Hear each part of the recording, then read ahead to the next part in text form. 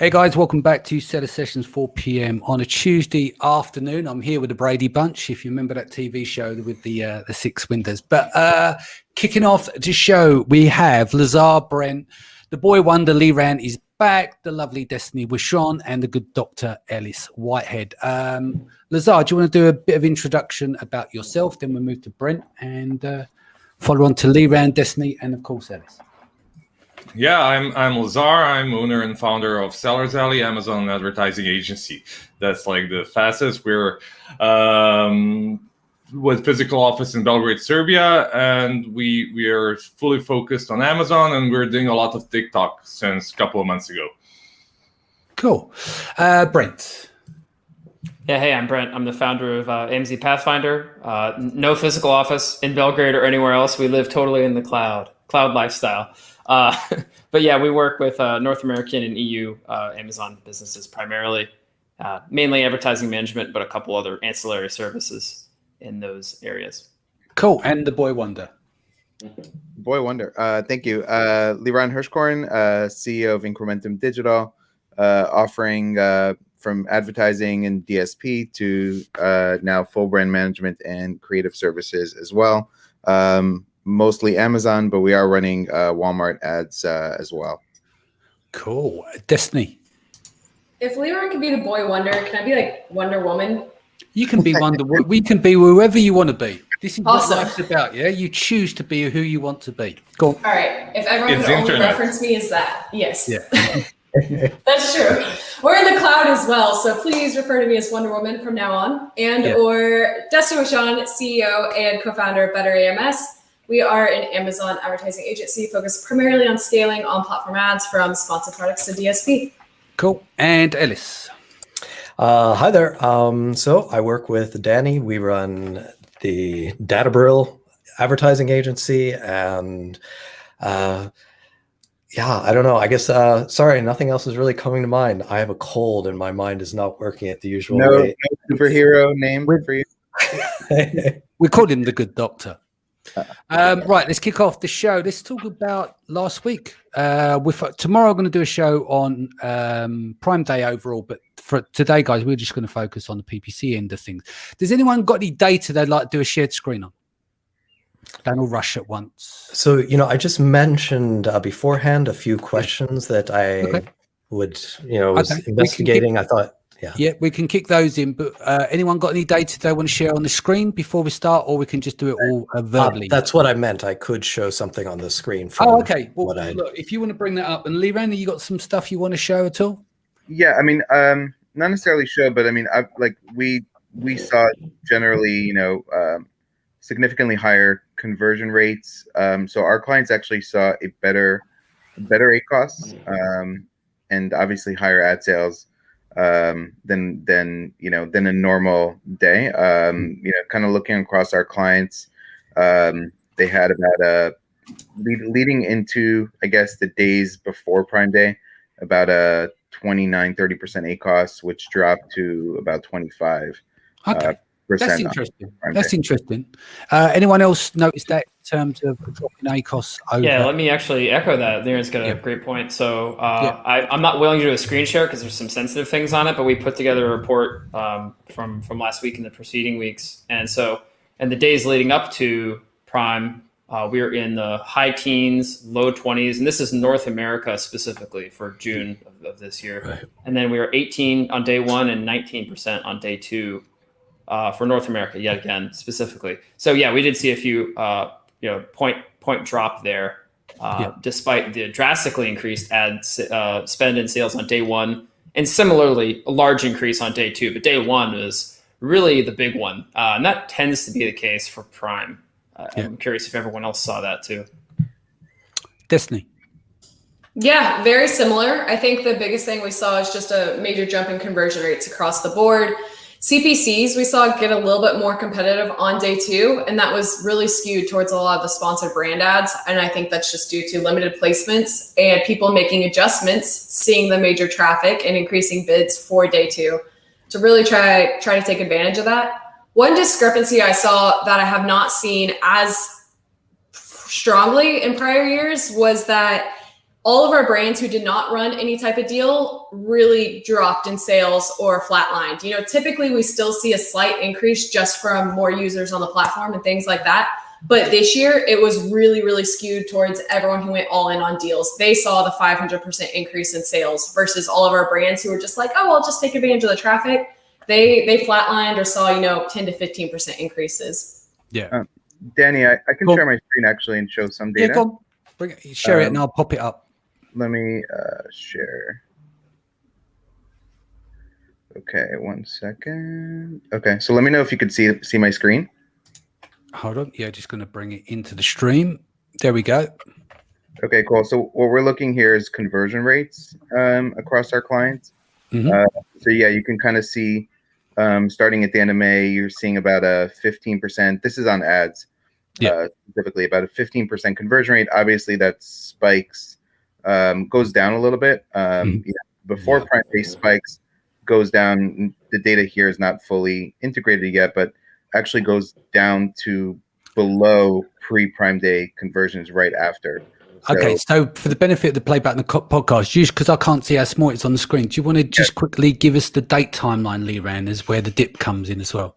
Yeah, sure. So we see starting about a week or so before Prime Day, we see conversion rates drop from about 15 to 14%, spiking to 16%. And like Brent said, day one seems to be better than day two as far as conversion rate, 16.59 day one of Prime Day, 15.78 day two, and then day three goes down to or the day after Prime Day, 12%. And so conversion rates go down. We can also take just a look at another interesting metrics around CPCs. So cost per click on average, prior to Prime Day was kind of playing in the $1.15 range or so, goes down a little bit before Prime Day. Prime Day went up to $1.25 and then seems to kind of stabilize back.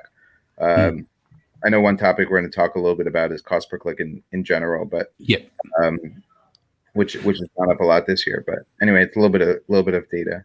Yeah, and so while we're on the subject, we'll address the whole thing about sales overall coming down on the platform and what people have seen. What are you seeing? Is everyone seeing the same thing where there's a drop in conversion rate pre-Prime Day, then there's a lift, then post-Prime Day? Everyone's seen the exact same pattern, yeah? And how long has that pattern been running for you, Lazar? Oh, we lost him. 1 second. Here we go. We got him back. So pre and post Prime Day conversion rate, what was the lead time of that pattern? Like a week, 2 weeks before, or did you see that coming earlier? Lazar. Oh, sorry about that. I couldn't hear that because I dropped. So we did some comparison for the last year's Prime Day and this one for sponsored products and the brand ads and sponsored display and total. When it comes to total, sales were up for 8%, 8.05 for us. Total spend went up for 7.36%. Impressions went down big time. Clicks as well. CPC went up a lot, around 40% for us. CTR, on the other hand, went up for 22.55% for us. When it comes to campaign types, sponsored products did super good for us, and ACUS was really good comparing to last year's Prime Day. And when it comes to display ads, they worked pretty good when it comes to sales, but ACUS wasn't that good comparing to last year's Prime Day. So I think more people try to do sponsored display this year for us. Yeah. So on that there, sponsored products, are you guys still seeing that as your main bread and butter across the board, starting with you, Liran? Yes, definitely. Yeah. I mean, there was a report a couple of years ago, I don't know if it's been updated. I think it was about 86% comes from sponsored products and the rest comes from the other advertising channels.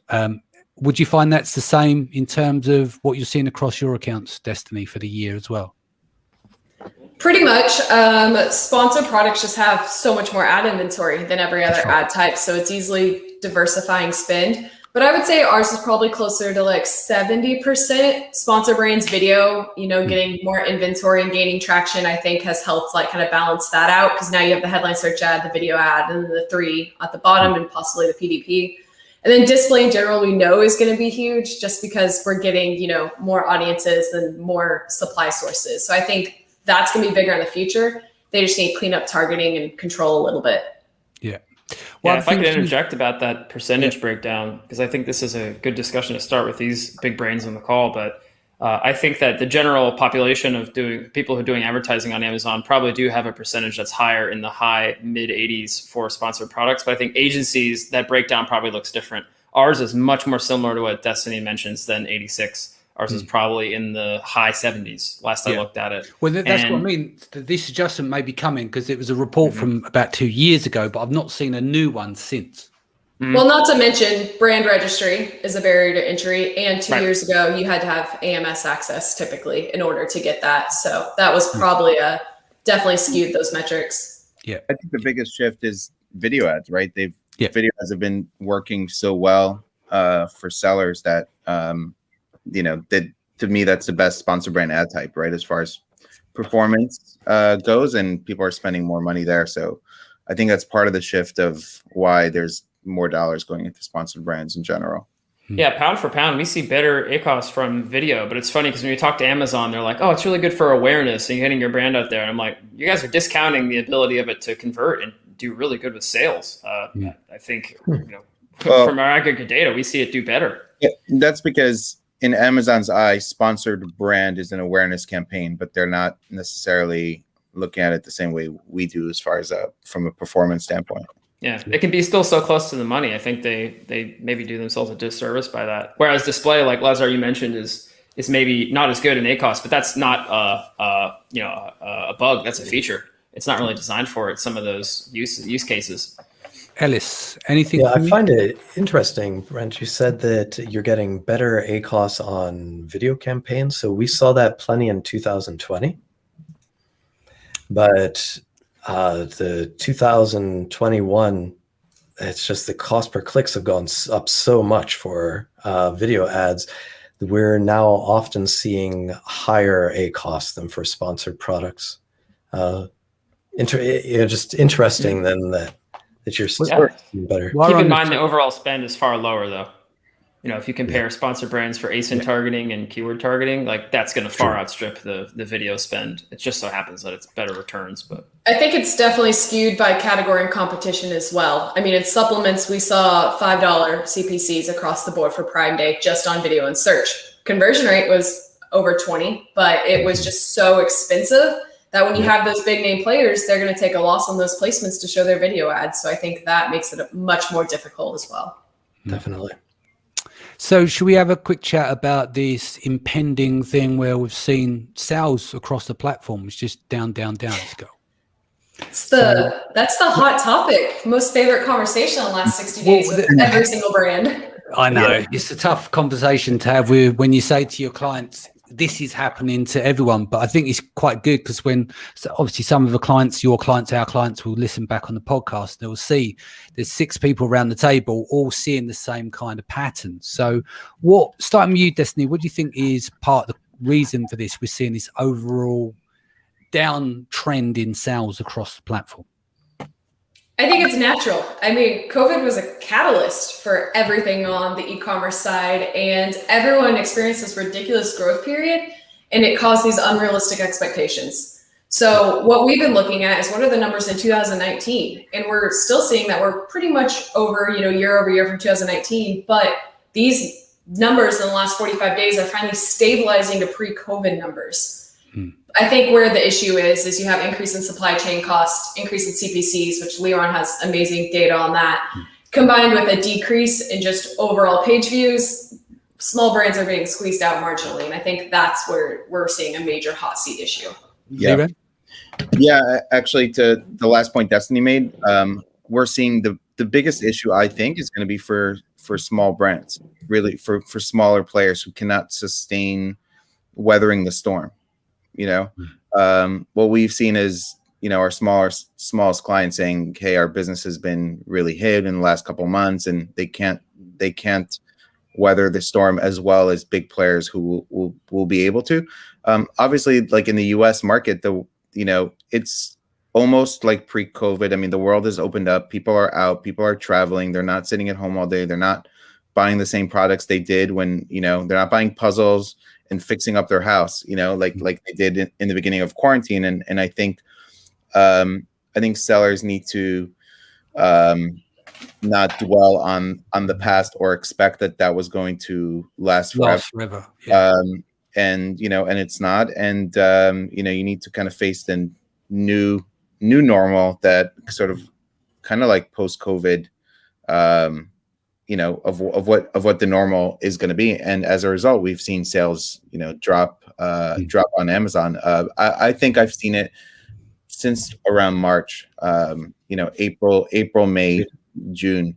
Kind of been, I suppose the big concern for clients is with Q4 only just around the corner, people are ordering already, and they've used the numbers on the preceding 6 to 8 months, and they've seen a good run, and they based their orders on that.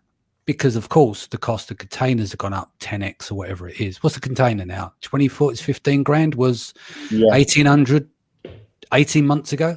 Yeah, so I saw a Twitter thread where a guy was talking about being quoted 20,000. That money has to come from somewhere off the bottom line. Yeah. And that also increases their cash flow projections as well, because at a time they're paying 2K for a container is now 15. They've still got to find that money as well. And ultimately, I think prices will need to go up on Amazon, right? Yeah. I mean, you have all the shipping costs going up, you have sales going down, and you have cost per click going up, right? Like everything is pointing to the fact that sellers will need to raise prices in order to kind of deal with some of these issues. Yeah, but it's waiting to see who blinks first, isn't it? That's the thing. Everyone knows the price is going to go up, but are you going to sit it out with the Chinese? Probably not, because your pockets are not deep enough. That's if obviously Chinese are selling those products. But just an example, we know that Chinese are very good. That in general they've got deeper pockets and they'll go cheap and they can outlast most people. But as we know, with smaller people, smaller brands that are on our agencies and stuff, they can't sit it and weather it out for 12 months. By the way, we didn't sort of discuss the whole like aggregator thing too, right? You just have also more big institutional money in Amazon today than you did a year ago or 2 years ago, right? So part of maybe why we see a higher cost per click and brands that are willing to maybe get aggressive and kind of like Destiny was saying, pay $5 to show up, is having deeper institutional capital behind you as opposed to bootstrap sellers is also a factor in the market. Yeah, big factor, definitely, especially among the top categories, pets and sports and home and kitchen stuff, of course. Sybe says, hi guys, what is Liran's benchmark for small and large brands? I mean, I would say sub 7-figure sellers, probably on the smaller side. Yeah. And even low 7 figures, can still be small, but to me, that's some of the sellers that are having the biggest issues right now. Yeah. All right. So getting back to more PPC talk, Ellis, you had a couple more questions that some of our clients I'll share my screen to show a bit of data, actually. Yeah. So you just have to see where, there, share screen and the Chrome tab. Okay. Is this showing up? It is now. Okay, so what I'm going to show here, this is about the question of how sales been dropping across Amazon over the last couple months. And so there are a few things I wanted, a few different approaches I took to try to establish an answer to this. And so this is a graph. I'll try to explain it as well for people who are listening rather than hearing.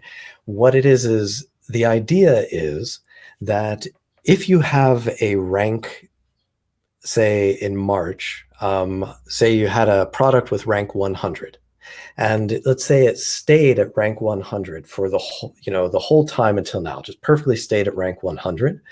And if your sales, your orders change, however, and let's say you have fewer orders now, you have 20% fewer orders now than you did back in March, then what that would indicate is for products with rank 100 and worse, that their sales are probably generally down by 20%. And it's probably across the board, but you can't really say exactly.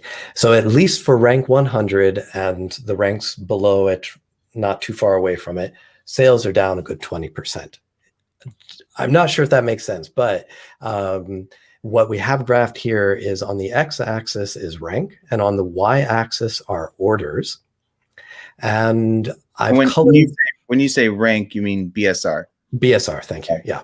So on the x-axis is BSR, on the y-axis are orders, and the dots are colored in such that the dark dots are last week, and the lightest dots are from the first week of March. And this is in the health and beauty category. The pattern looks different in different categories. But you can see here in the health and beauty category that the light dots tend to be far above the dark dots, which indicates that there were much higher orders typically happening these, back 3 months ago or so, March, April, May, June, so almost 4 months ago. And then there are now. The dark dots tend to be here at the bottom of the scatter plot. And so this would indicate, okay, in this particular category, health and beauty, sales are down a lot compared to where they were 4 months ago for items with the same rank as before.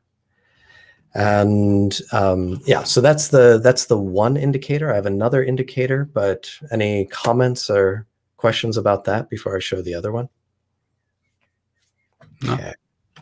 So here is another thing, and this is taking the keyword gym water bottle. And one reason for picking this keyword is because its brand analytics rank, its popularity rank, has stayed very stable over the 4 months. And we can see this here. I've plotted this is every single day brand analytics and the popularity rank of gym water bottle. And it's somewhere here around 45,000. Now, if we go down here, and this is something that, there is no report for this or whatever, but through various non-illegal means that I can't talk about, we're able to get a reasonable estimate of the number of orders that have taken place for all competitors on this keyword.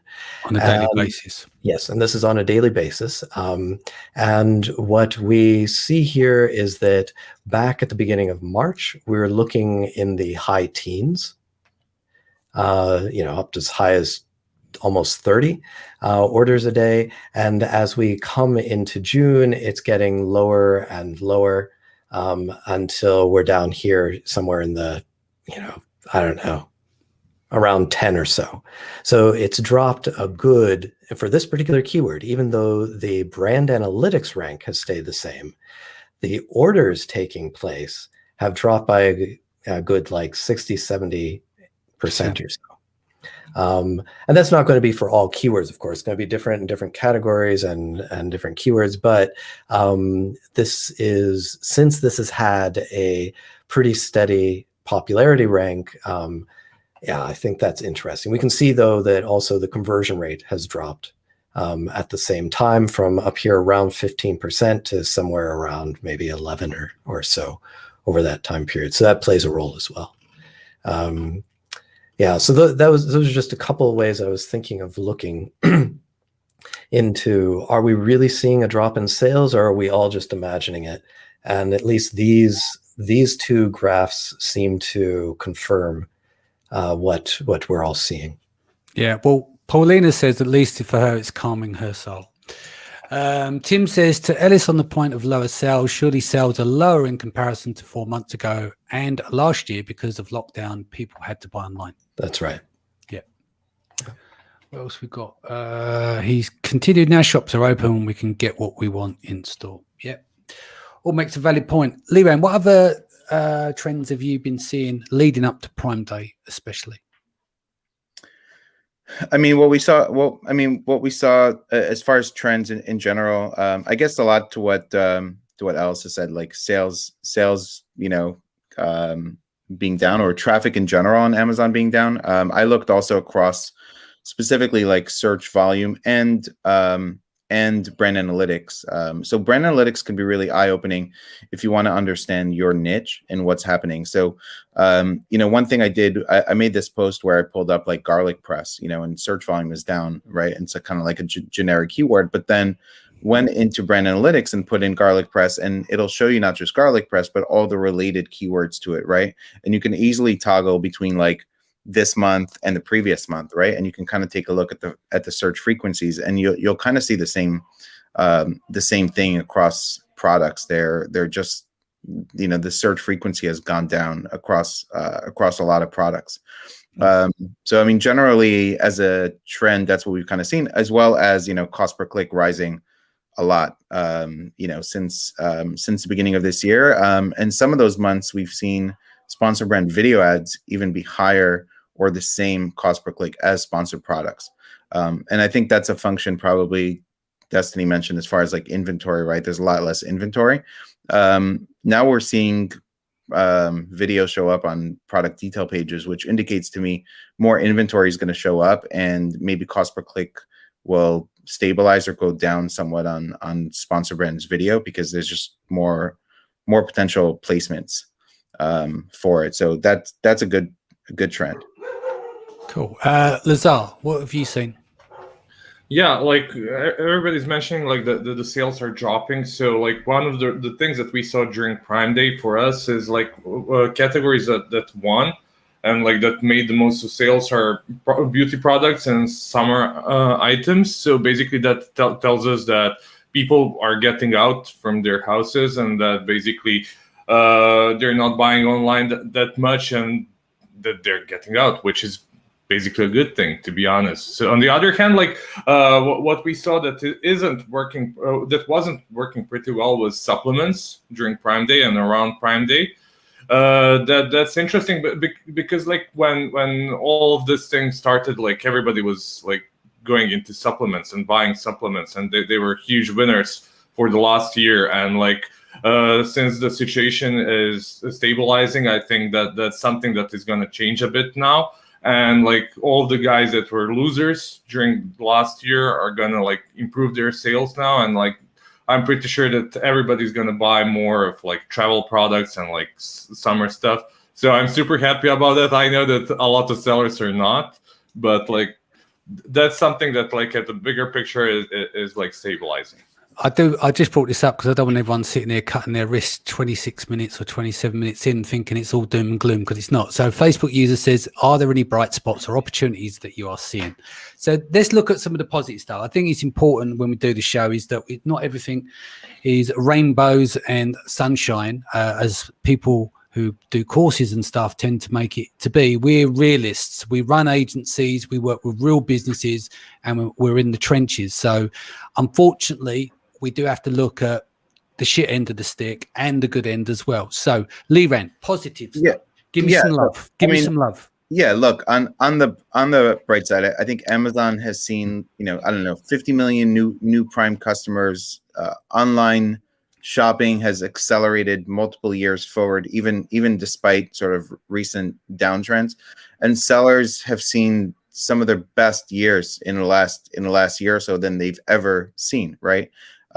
So on a positive note, there are many successful sellers that have seen their best years ever. Within the last year, they launched. I've seen the launch of new products in the last year that have more products than ever that have been successful launches than unsuccessful launches, and just a lot of really positive signals and growth. I just think you need to understand, where you stand today, and the potential for e-commerce is still growing every day, and the ability to launch new products and have success on Amazon, I think, is still really, really strong.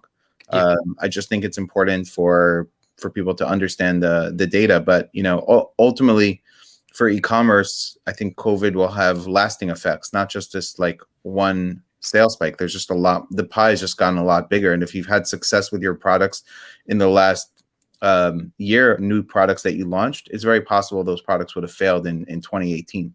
And you've had success with them in the last year because there's just so many more shoppers, on the platform. So I think that's the bright side, is that e-commerce is still, accelerated. We're just seeing, a downtrend from a really high trend, right? But overall growth, like I'm seeing when I look at search terms, when I look at our clients, their sales are massively up, over the last year compared to 2019.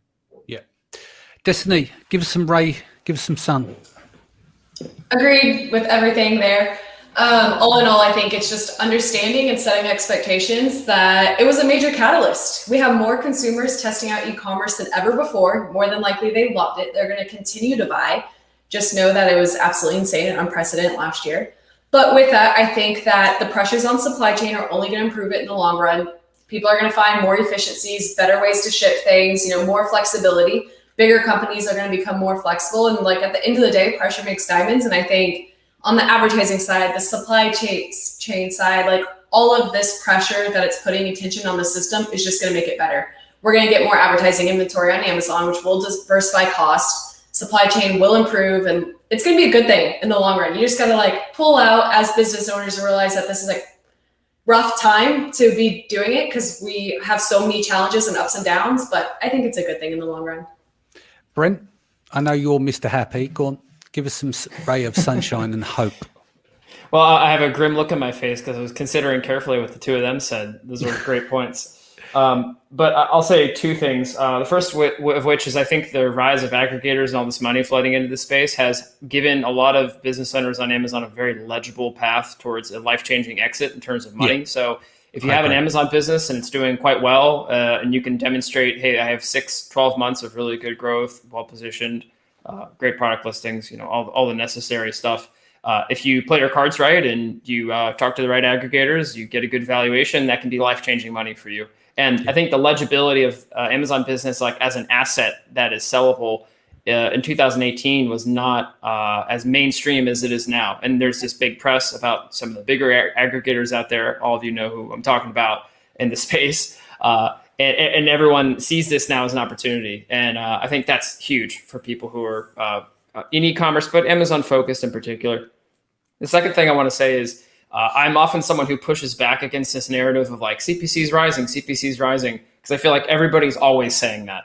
However, looking at our own data prior to this call, it's true, and looking at data from this year to date, Prime Day as well, where actually we had. Let me blip on this for a second.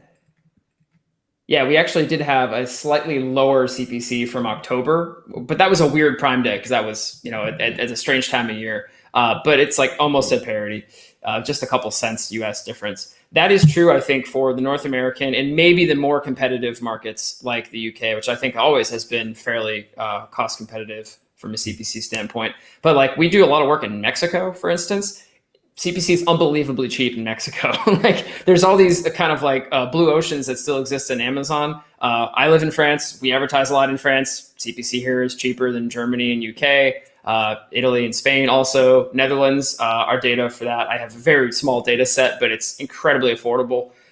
There's many places out there that you can get in and get an advantage as a seller. If you're willing to do the hard work to get into these marketplaces, like it can be difficult to go sell in Mexico. Like I get that.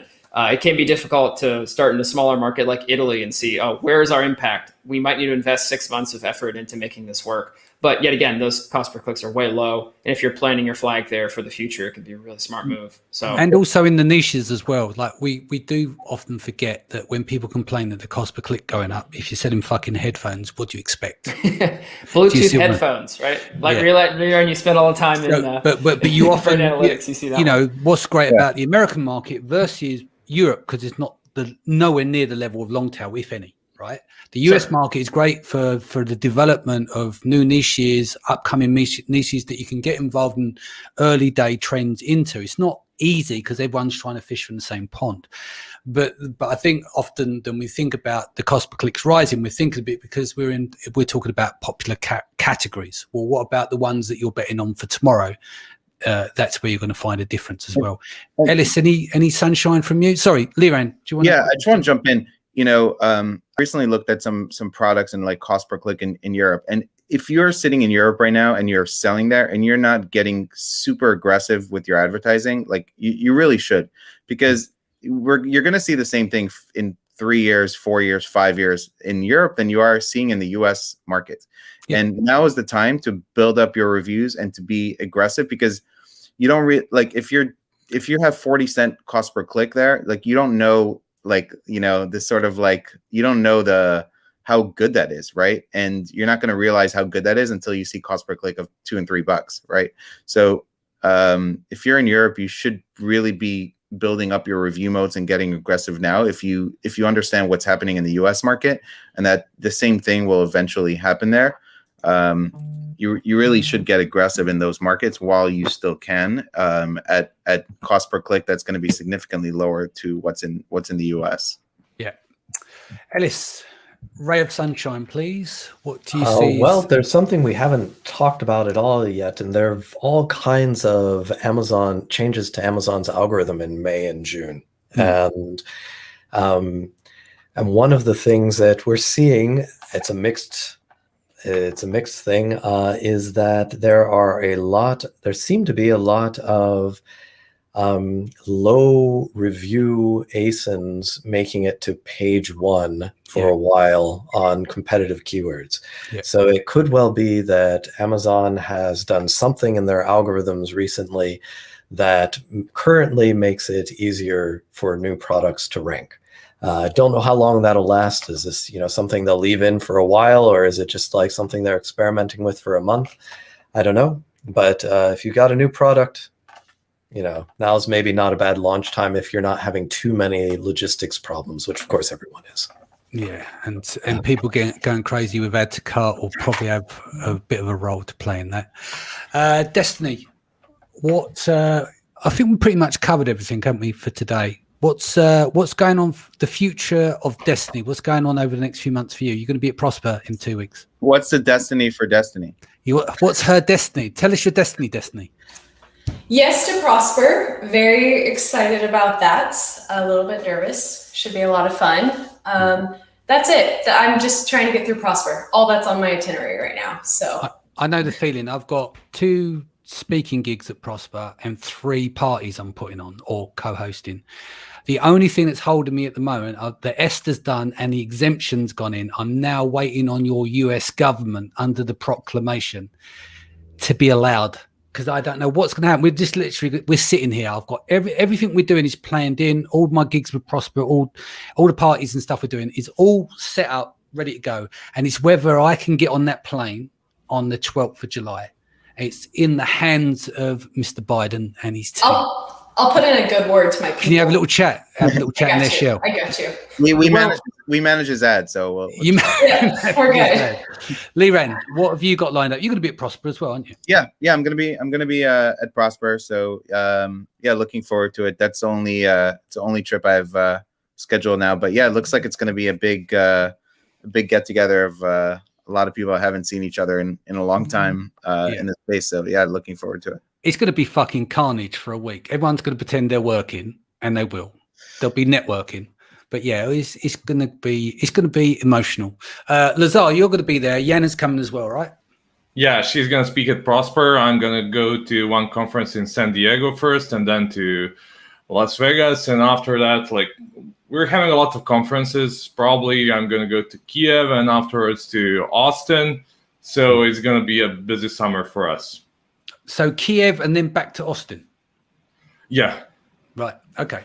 Brent, you're going to try and sneak over to Prosper from France, aren't you? Because they've opened it up, haven't they?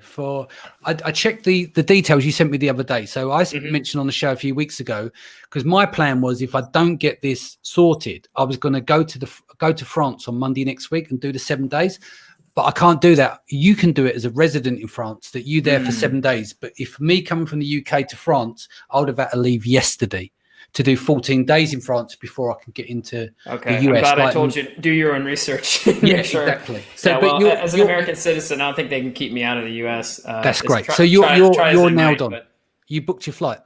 Oh yeah, I'm all settled. We're having a team meet up in Austin the week prior, and then I'm flying from Austin to Vegas for Prosper, and I'm really stoked to see pretty much everyone there. I mean, this feels like a family reunion almost. It's like everyone has just decided this is the show we're all going to go to. Maybe it's just all going to be people I know and no Amazon sellers, in which case, hey, we can just all hang out and talk shop anyway. We'll see how it goes. Ellis will be at home working like a good boy. He won't be at Prosper, will you, Ellis? No, I won't be there. Yeah. What are you working on at the moment, Ellis? Make sure the business doesn't burn down. While you're out in Vegas. Exactly.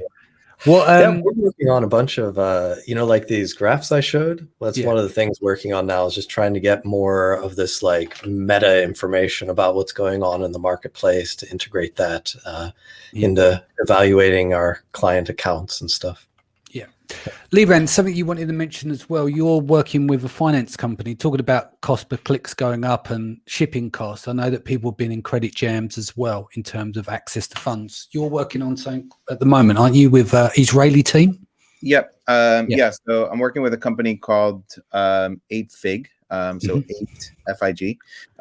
Basically with the goal of helping sellers get to 8 figures in sales. And providing growth capital in order to do that in a more innovative way than a lot of what the offerings out there at better rates. So you can reach out to me, or you can also check out the website. Sounds good. Brent, how do people reach you for management of your PPC or their PPC coming to you? Mm-hmm. They can go to amzpathfinder.com or just email hello@amzpathfinder. You can also find us on LinkedIn if you search the same agency name. Sounds good. Lazar. Office at Sellers Alley and sellersalley.com. Excellent. Liran? Liran at Incrementum Digital. You can reach me or Incrementum Digital, or obviously on social media. Sounds good. And Destiny? You can check us out at betterams.com or follow us on social from Facebook to LinkedIn. Sounds good. Ellis? You can contact me through Danny.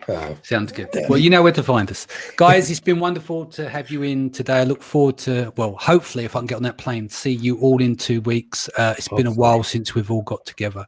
Thank you again for joining us, for sharing information today. I look forward to getting you back on the show. Guys, I'll be back here tomorrow, 4 p.m. We're going to be doing the Prime Day in the numbers. Tim Jordan. Who else is there with us tomorrow? There's a few coming on. Brandon Young will be with us tomorrow.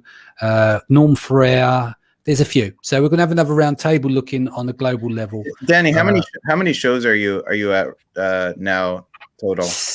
Do you know what? I forgot to do, because we normally measure a milestone. We normally get like a load of people in, and we just blast through 700 the other day, and I was like, "Wow, congratulations!" Yeah, forgot all about it. But yeah, I think what we might do, we'll do something on 1,000. Let's see if we can get to 1,000. That'd be very interesting. I mean, I think Scott's got the most podcasts, hasn't he? Scott Volker. I think he's way ahead of me. He's still busy doing his thing. But yeah, I'm proud of what we've done so far. It's not been too bad. Let's see if we can get to 1,000. But anyway, enough about me. More about you guys. Again, I look forward to seeing you all very soon. And I'm going to sign off now. And take care. Look after yourself and your families. Much love. Bye. All right. Thanks, Danny. Take care, See you in a few guys. weeks. Bye, guys.